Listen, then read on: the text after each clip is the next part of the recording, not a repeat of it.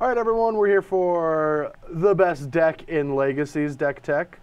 No, it's not, but my history with Legacy has always been a little on and off, as in I've always been off except for that one time I won an 8-man in the top 8 of a tournament. Yeah, that wasn't bad. But yeah, there was just one deck where I actually had amazing results, and there was one tournament where I did exceptionally well in Legacy at an Invitational and poorly in Standard. It was a shock to myself, I know. But I ended up 7-1-ing the Philly Invitational or somewhere up there. Northeast. It was somewhere in the Northeast. And I ended up just doing terrible in Constructed. I played one of my Brad Brews, and it was not good. But and then I went to an Open and went 6-2, losing the last 2 rounds where I couldn't draw to make top 8.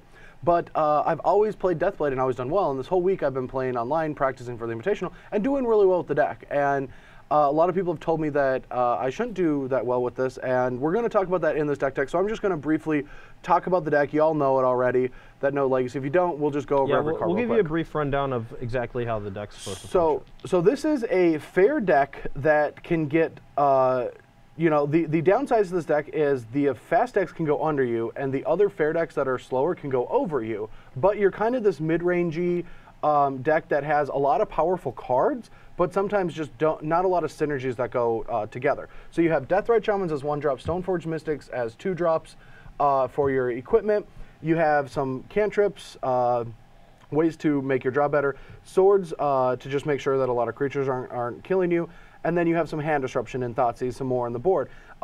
Complements by 2 different types of planeswalkers that help you in the mid game keep up card advantage or fight the combo deck. So like the goal is to have a Force of Will or a Thoughtseize to disrupt them early, and then follow that up with Liliana keeping their hand size down, or even a Vanillion Click to go along with that.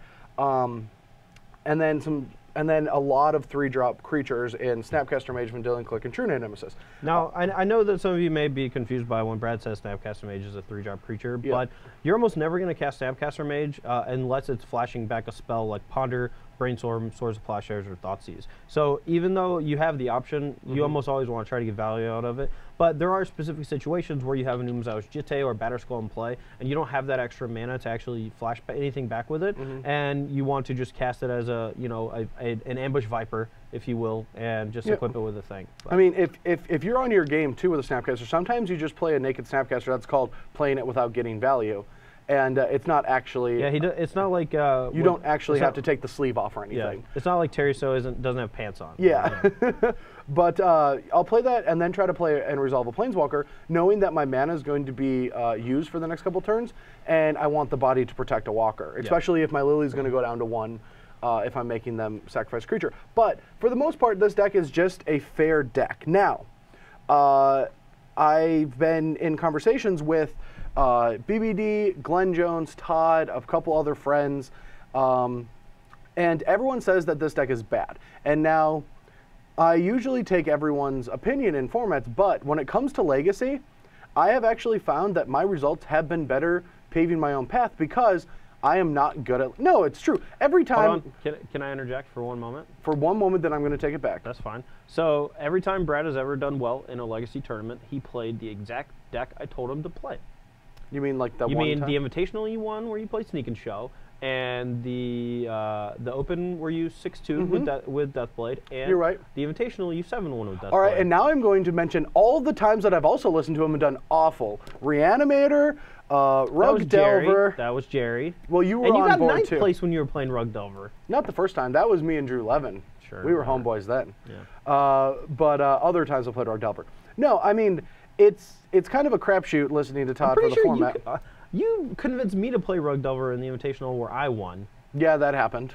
Yeah, but like you're making it sound like I convinced you to play the deck. No, not that tournament. Okay, whatever. Anyway. Anyway, we're just arguing going about off tangent. Stuff. So let's get back to the deck before we actually get to battling. But for those of you who haven't played Legacy recently, True Name Nemesis is the scourge of the format.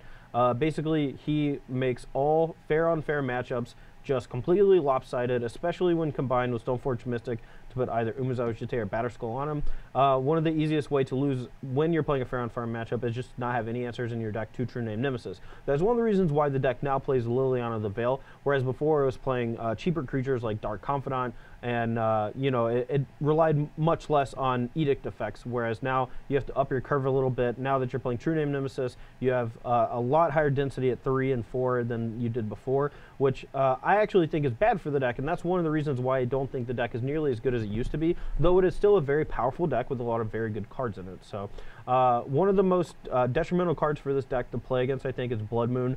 The way that your mana is set up, you basically can't play basic lands, or if you do, you'll find that you'll lose to drawing or even fetching out your basic lands more often than you'll lose to Blood Moon or even Wasteland. So I don't know, that's my argument in a nutshell, but the deck's obviously strong.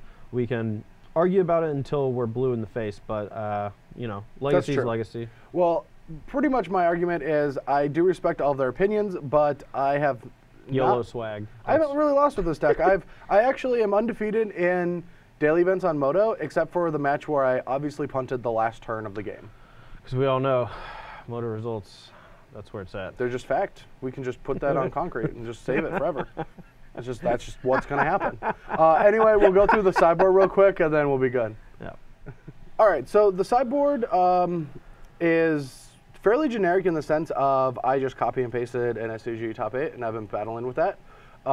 You just got to know, you know, you're 75. And so the famous last words by Brad Nelson: copied a deck list and Moto results. Hey, we'll make some changes next week. This is airing, obviously this is airing close to the Invitational, but this is a week prior. I have a whole week to learn a format again, because I seem to always forget everything about Legacy after not playing it for like a month.